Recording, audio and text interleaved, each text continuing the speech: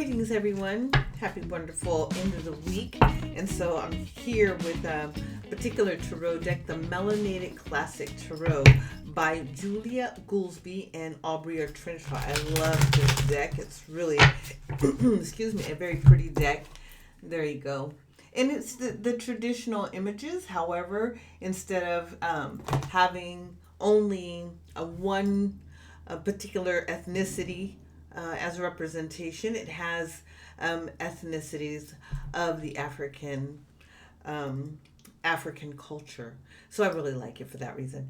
Now, the other day I posted on a short street tarot. Now, if anyone is right now beginning to follow me, then you'll see my shorts. There are only a few of them, and I'm really excited to be able to do a few more shorts or add a couple of shorts per week. But anyway, at any rate, I thought it would be really cool to do what I call street tarot. And that's really where you're in your environment and you see a tarot card in your environment so that you can read or assess something that's going on currently, or by putting the intention of a question out into the universe and it become an answer, or becomes evident that the answer is arriving based on what you see right in front of you. And isn't that what we're supposed to do? Because tarot is not these stationary cards with images and it's the end all be all, whatever it is. Tarot is very fluid. It is your life. It represents all these different areas in your life through these aspects of images that can be interpreted through the conscious and the subconscious. So one of the comments on the thread said, "Oh, this is a load of crap." I really, first of all, like the fact that she even put that, because it allowed me to see how some people truly have not seen how tarot is not two-dimensional or even three-dimensional, but multifaceted, right? And so that let me know even more so I need to continue to do what I call street tarot, allowing people to see that right in front of you is a tarot card. Now, that particular day I was at the podiatrist with my 97-year-old mother, and I'll say mother in love, but anyway, she's like my mommy. And there were 3 elders, including her, sitting in 3 wooden chairs. Now, there were more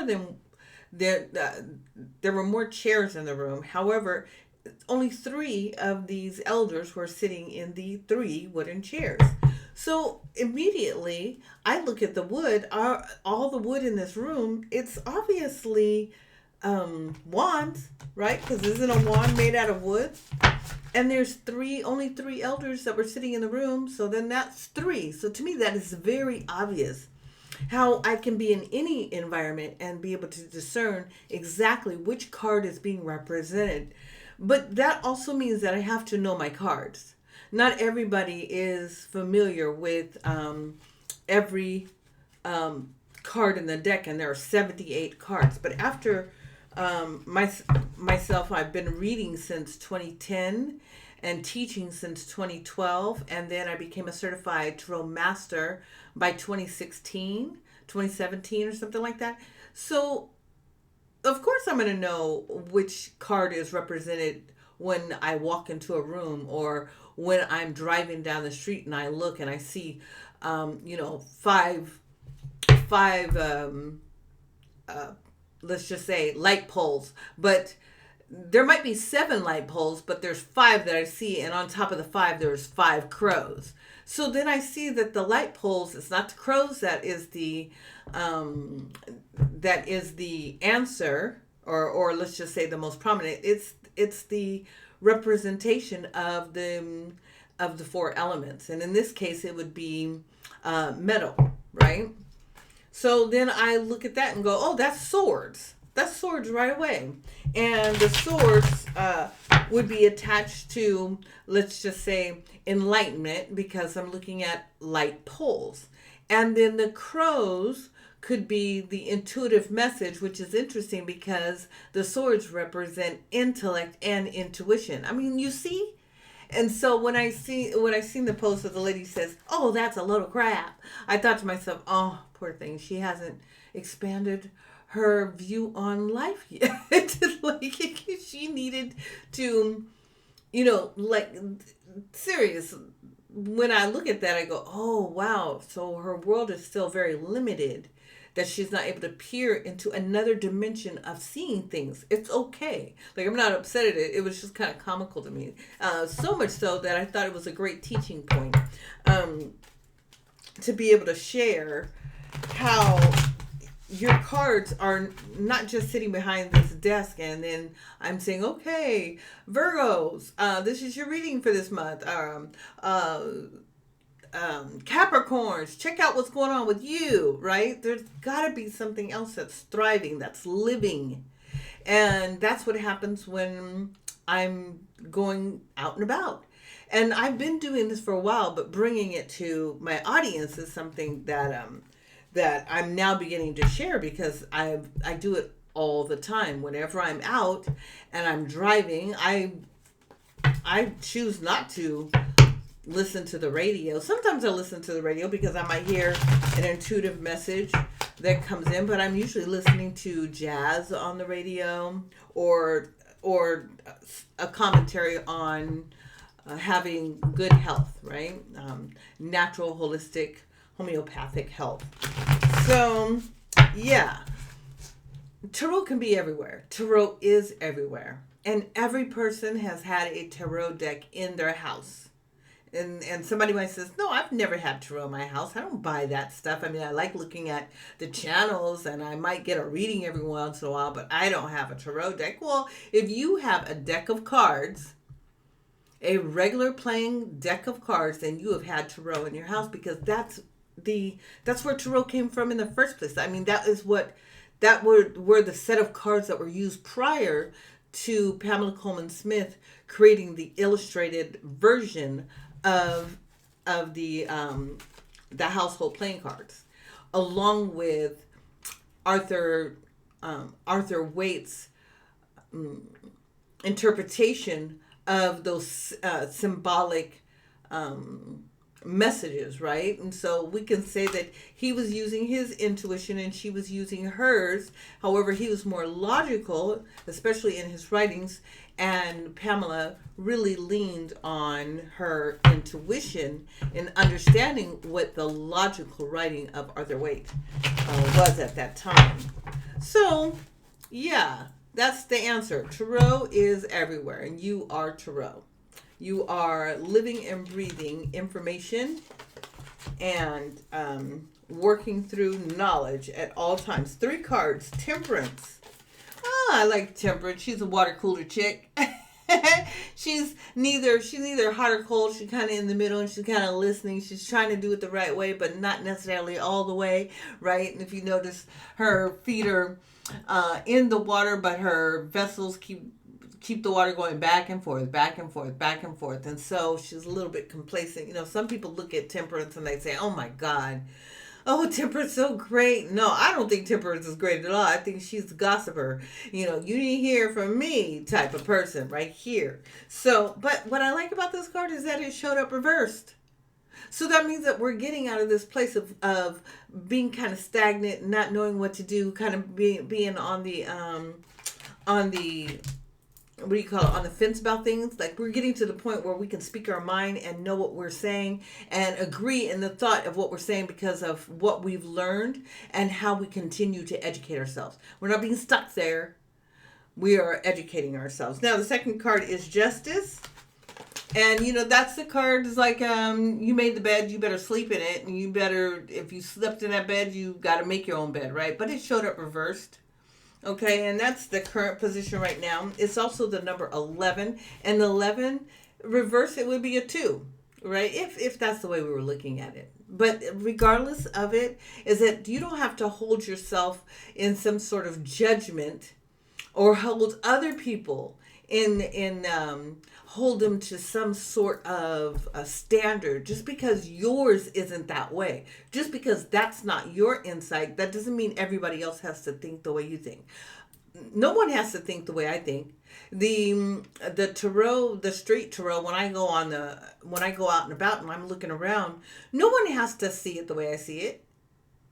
So, just like that lady, she didn't have to agree to what I said, but it definitely isn't a load of crap, right? I wouldn't say it was that, but I will say that some people may see it and some people don't.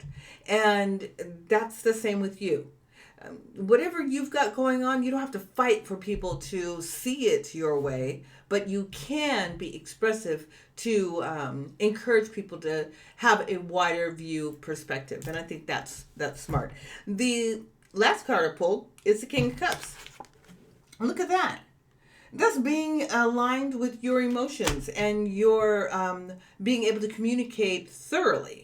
Because the king has to do that. So what's going on in your life right now that you need to step into your power about the way you speak and about the way you feel. That you are not the subject, but that you're now subjecting or yielding your own authority in what you know and understand. That doesn't mean to be like a bully. It doesn't mean to be abrasive, but it's okay to be confident. It's great to be confident. The king must be confident if he's sitting in the throne, having to communicate with the people in his community, in his territory, right? And so if you look, he's also drenched in the color blue, which is what? Communication. Blue is also spiritual. Blue is also emotions. And so I love the fact that his head is he's got the Moorish cap on his head, so that he's understanding, he's under the law, he's under the governing of law, and he's grounded in that. His thinking is grounded in that. So is your thinking grounded in what it is that you are doing, and how do you present yourself? It's okay to present yourself in confidence, because that's your divine right to getting knowledge about something, and get knowledge, and then have understanding about it, so that you can express it in a way that is confident. You know, we don't want any two-timey, wishy-washy people around. It's just, even when little children are going, I don't know. What do we say to the children? Okay, honey, you got to make up your mind, right? We say that to the children. You got to make up your mind. Come on. Do you want rainbow sherbet? Or do you want vanilla? I don't know. Maybe I just want to, you know how that happens? And then what do we do as parents? We say, okay, look, if you don't make a choice, I'm going to make a choice for you. No. I know what I want. Right? So we have to stand up and be okay at saying what we want or how we feel.